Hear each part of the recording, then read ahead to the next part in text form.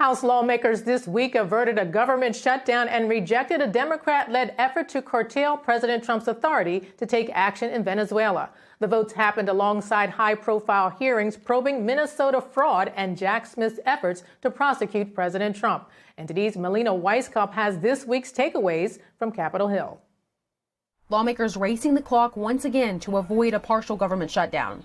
On Thursday, the House overwhelmingly approved the last package of spending bills. Republicans will have finally replaced the last of any Biden-era spending levels with Trump-era spending levels and policies.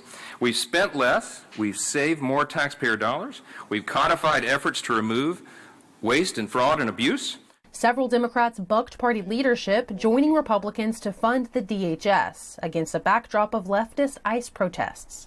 Now the Senate needs to approve the funds before a January 30th deadline. Republicans also banded together to tank a Democrat-led effort to block Trump from taking military action in Venezuela. The people who we serve with in Congress ought to grow a spine and stand up for the American people and the war powers that rest with the Congress and the American people. Republicans called the issue moot since there are no troops currently in Venezuela, defending the administration's Maduro capture. There is nobody at war, no forces in hostilities in Venezuela. It would be like them calling me today to take a pie out of the oven that we all ate a month ago. In the House Oversight Committee, lawmakers from both sides of the aisle voted to hold contempt of Congress proceedings against Bill and Hillary Clinton. The two have refused to comply with investigations into the late convicted sex offender Jeffrey Epstein. No one's accused Bill Clinton of any wrongdoing, but we have a lot of questions. The resolutions now move to the full House for a vote. In the Judiciary Committee, former DOJ Special Counsel Jack Smith was in the hot seat. Democrats have been going after President Trump for 10 years, for a decade, and the country should never, ever forget what they did.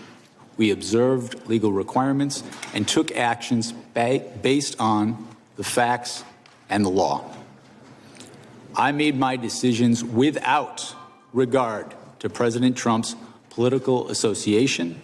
Mr. Smith, you mishandled documents, pressured defense lawyers, and dumped a massive trove of so-called evidence right before the election. And you did it to sway voters. That's why you did it. Republicans grilled the former special counsel over his request to surveil several lawmakers' phone records. In a separate hearing, lawmakers invited independent journalist Nick Shirley to further testify on the billion-dollar fraud scheme in Minnesota. Since my reporting, the HHS department froze over $185 million, and to this day, not a single business has been able to prove proof of legitimacy. Minnesota's Governor Tim Walz has insisted that his office has spent years cracking down on fraudsters. But investigators say the fraud could have been actively covered up from within the government. They started investigating you, is that right?